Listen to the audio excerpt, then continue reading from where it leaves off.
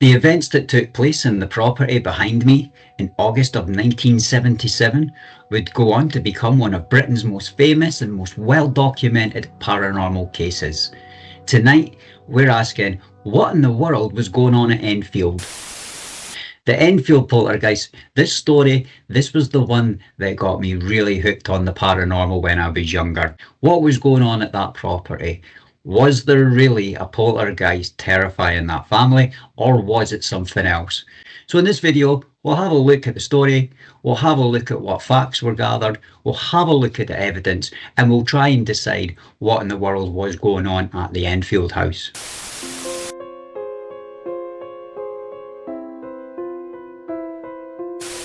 So our story starts in August of 1977. The Hodgson family lived at a property in Green Street, which was situated in Enfield in London.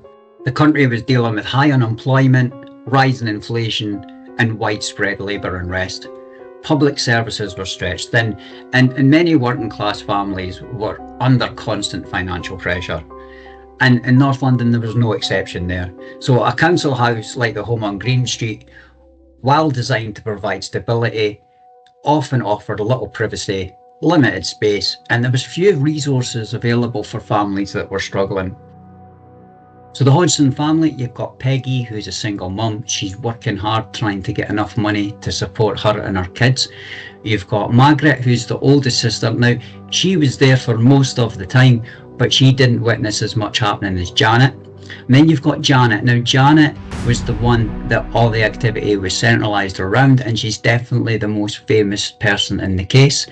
And then you've got Johnny and the younger brother Billy, who were also present at the property.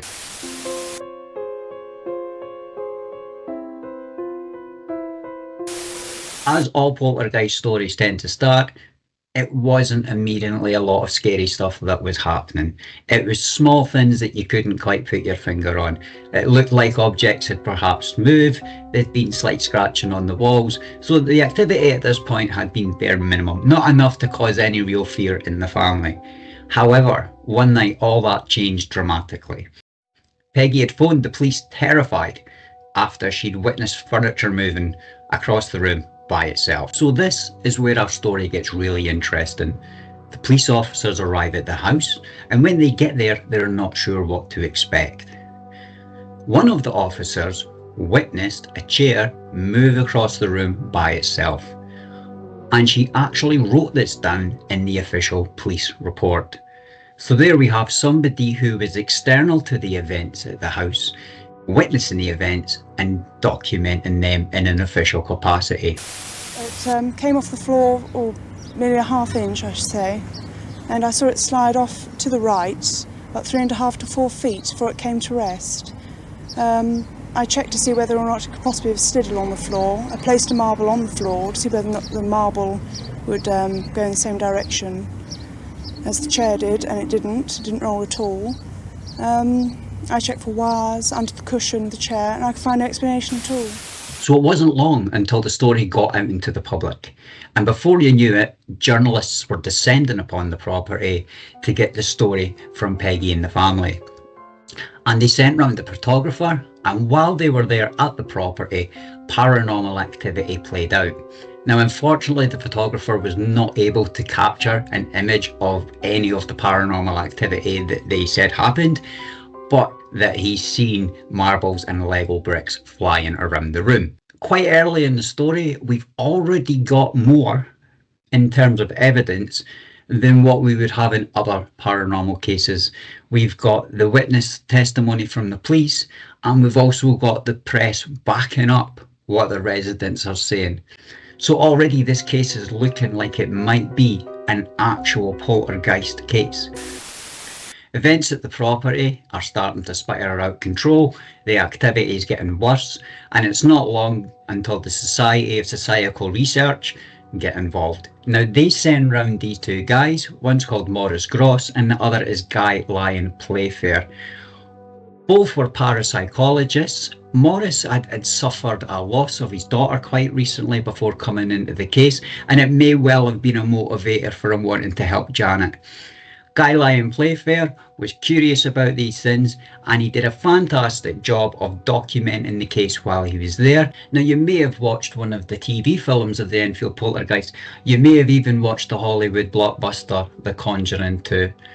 I'd warn you away from that movie though. It's an absolutely fantastic movie. Unfortunately, it doesn't really have much to do with the real Enfield story, especially the bits with Ed and Lorraine Warren. As far as I'm aware, they only briefly visited the address and didn't really have anything to do with the investigation. If you're looking for the story of the Enfield Poltergeist and you want to get an actual real account of what happened there, I would suggest Guy Lyon Playfair's book. I read this book about 10 years ago and it absolutely blew me away, and it's written almost as a diary. It's actual Guy's documented days that he spent in the house, and you can kind of read it as a story, and it's really good to read it because there's lots of little things that he mentions that happens that might not seem exciting to Hollywood producers and stuff, but definitely builds up the atmosphere and creates a story for you. So if you want to get a real feel for the story, I would highly recommend his book. So Maurice Grosse and Guy Lyon Playfair, they spend months at the property and they carry out all kinds of parapsychology experiments. They spend time with Janet, they set up photography, they carry out all kinds of controlled studies, and they take lots of photographs. However, it's important to note at this point that other members of the society who visited the address did not share the opinion of Maurice and Guy, and they felt that perhaps the case was a hoax. The longer that these events were going on, more and more sceptical people were starting to become about what was being claimed at the property. There are numerous documented eyewitness accounts of phenomena that happened over that period at the address. However, do we have any scientific evidence to back up that these things happened? Now, this case just so happens to have what might be a piece of gold standard evidence.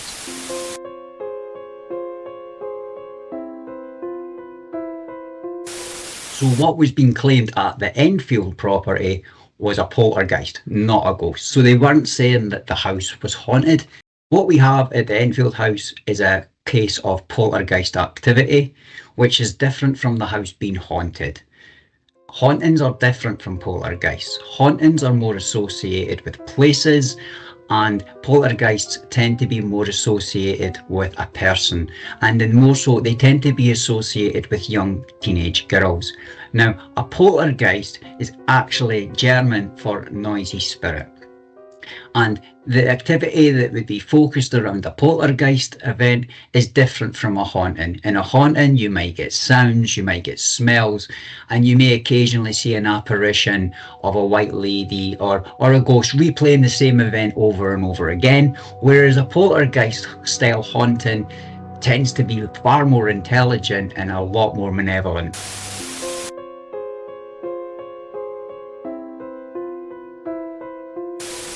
So while conducting their investigation, Maurice and Guy had managed to establish that the poltergeist was in fact a man called Bill, and Bill had lived at the property before the Hodgson family, and he'd actually passed away in a chair in the front room. Now, initially it was Janet that said this had happened, that it had been Bill, and that Bill had died in the chair. However, later on in events, the actual son of Bill got in contact with Maurice and said, yes, that's my dad, he died there, and it took him to see the gravestone and everything. The way that Bill's introduced into the story carries a lot of evidence for believers in the case that this is legit. Now, this is my own personal argument on why we can't say that this is true evidence. So this is a busy street, Green Street. There's lots of families live in this street. And Peggy has lived next door to these people for a while. She speaks to her neighbours. We even see early in the story that it's her neighbours that she goes to for help when the poltergeist stuff starts happening. To me, that doesn't seem very credible, that Peggy would live in this property, know her neighbours, interact with the community, and never once did anyone ever suggest to her that a guy called Bill had died in the property. In these kinds of streets, 1977, most people would have spent time in their garden speaking to their neighbours. If somebody had died in that property, everybody in the street would have known about it by tea time, and they certainly would have told a new family that had moved in. So the case lasted for about 2 years, and at the end of that 2-year period, all the paranormal activity stopped. And at that point there, that's when the Enfield Poltergeist became a serious topic of hot debate. So we're dealing with quite a mystery here. Are we dealing with a legitimate case of paranormal activity, or were the kids hoaxing the whole thing?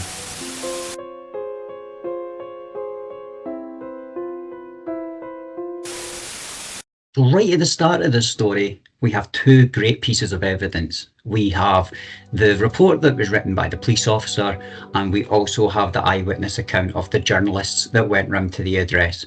So do these two independent eyewitness accounts give enough evidence to say that the Enfield Poltergeist is legit? Eyewitness accounts are always open to interpretation. So there's a famous account of the lollipop lady. Apparently she was down the street and she's looked up one day and she says that she's seen Janet levitate past the window. Now, I would never call anyone a liar. If the lollipop lady says that she's seen Janet levitate past the window, then there's a high chance that she thought she saw Janet levitate past the window. But it'd be important to consider, the lollipop lady knew Janet. She knew the address, and this was later on in events happening. So the lollipop lady would have been very aware that there was paranormal activity claimed to be going on at the Enfield house. There was numerous other people that eyewitnessed events happening at the property. Unfortunately, no one ever managed to photograph any of these things in progress. There is the famous Janet photo, and we will look at that in a moment. But in terms of actual concrete evidence gathered at the property, up to this point, there hadn't been anything. So it's not until Morris and Guy Playfair come into the story that we actually start to get things that would constitute evidence. So this is where this case gets extremely weird. And if you're a believer in the paranormal, this is going to be absolute proof for you that the paranormal exists. And if you're skeptical, you're probably just going to dismiss this off.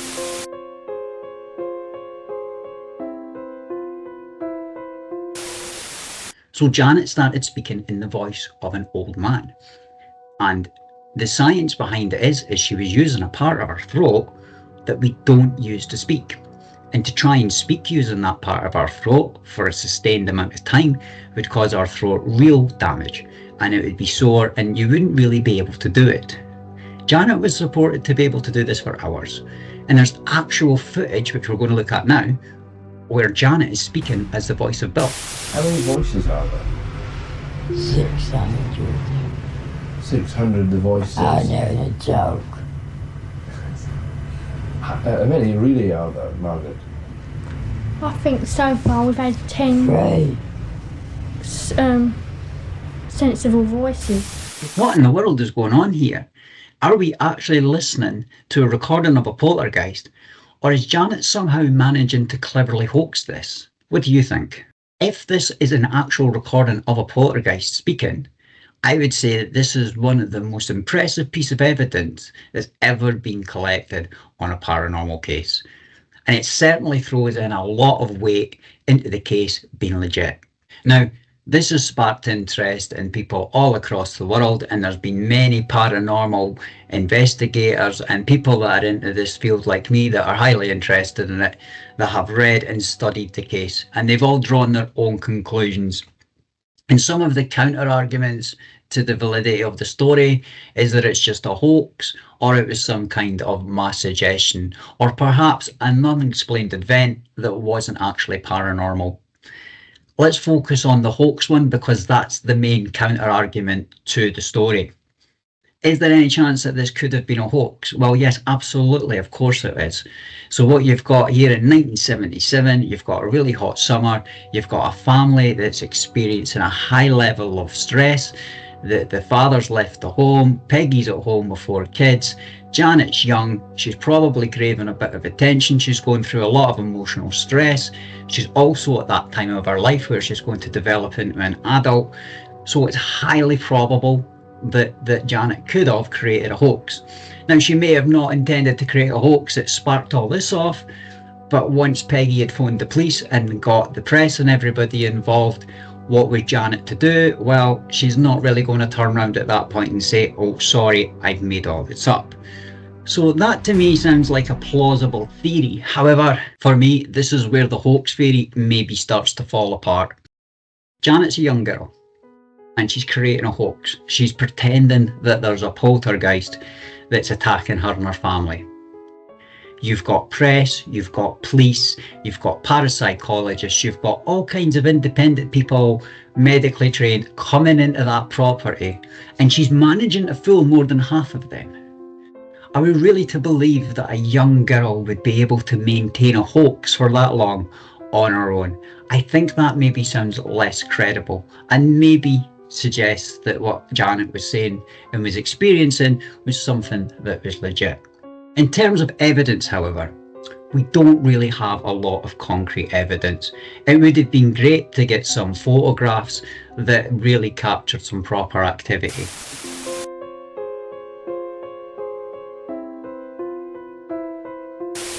Let's have a look at the photo of Janet levitating across the room.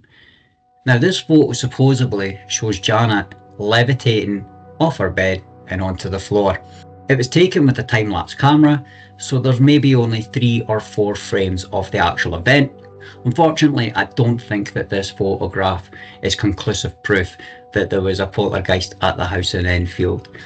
It all too easily could have just been Janet jumping off the bed. If we had a film of Janet levitating across the room, then that would be a different story. But on that time-lapse camera, if you look at the 3 photos, you can even trace with your hand how she would have jumped off the bed onto the floor. Does that mean that the whole case is a hoax? No, it just means that this isn't conclusive evidence, unfortunately. There's various other bits of evidence that we could look at that's been over in many documentaries. Unfortunately, none of these have ever seemed to provide any conclusive proof of the poltergeist.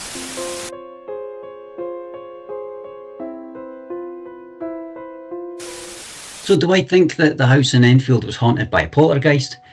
In this case, I think there was definitely something going on. This one is just too strange to completely dismiss as a hoax. There's a lot of speculation about this case, but here's the reasons why I think that this case, above most others, carries a lot of validity. Right at the start, you've got those 2 great pieces of eyewitness testimony. Most paranormal cases don't even have that bit to begin with. We've got 2 great pieces of eyewitness testimony that say that something was going on at the property. The recordings are excellent evidence, and without any other evidence brought into the case, the recordings would probably still be strong enough evidence for me to have some belief in the case. We haven't disproved that that's not the voice of Bill on the tapes, and as far as I can tell, there hasn't been anyone medically yet that's come forward and said Janet should be able to speak like that. It has been suggested that the voice was just coming from Janet, and at times you can see her mouth move. Now, I have a small counter argument to that. If we have no idea what it would feel like to have somebody who is supposedly dead using your throat to speak. But would you really sit there for that entire time with your mouth absolutely static and still? No, you would wet your lips, you would move your lips, and that at times would maybe be interpreted as actually it was your voice that was making those noises. However, from the evidence that I've seen that's available, there's nothing yet to disprove that these claims are true, and while that stands true, that gives a lot of support and a lot of evidence that the Enfield Poltergeist is legit. Well, perhaps you've got something to say to them. Yeah. I'd like to know how you make this noise without bashing Janet's vocal cords to pieces. If I do it for half a minute, I get a sore throat. Now, the family have always maintained that the story is true. If we look at other hoaxes that have been created, like the fairies in the garden or the surgeon's photo of the Loch Ness Monster, they confessed that these things were hoaxes. They got to a point in their life where they said, actually, we made this up. This hasn't happened in this case. Janet still maintains it happened. Margaret still maintains it's happened. And Peggy never said before she passed away, sadly, that she felt that it was a hoax. So the family are sticking true to their story, and to be fair, they've never changed it. They always tell the same stuff is happening. So that to me carries a lot of weight. It's important to remember that what happened to that family in August 1977 wasn't normal. That family experienced trauma. They experienced an invasion on their private life, disruption to their home, and they went through something that they claim happened, and there's a lot of people that don't believe them. As always, I will leave it to yourself to decide whether the case is true or not. It certainly is one of the most unexplained and the most interesting paranormal cases that I have ever came across. Let me know in the video comments if you believe that the case is legitimate or if it's a hoax. Thank you for watching. Remember, take time to hit like and subscribe to my videos for future episodes, and sleep tight. See you next time.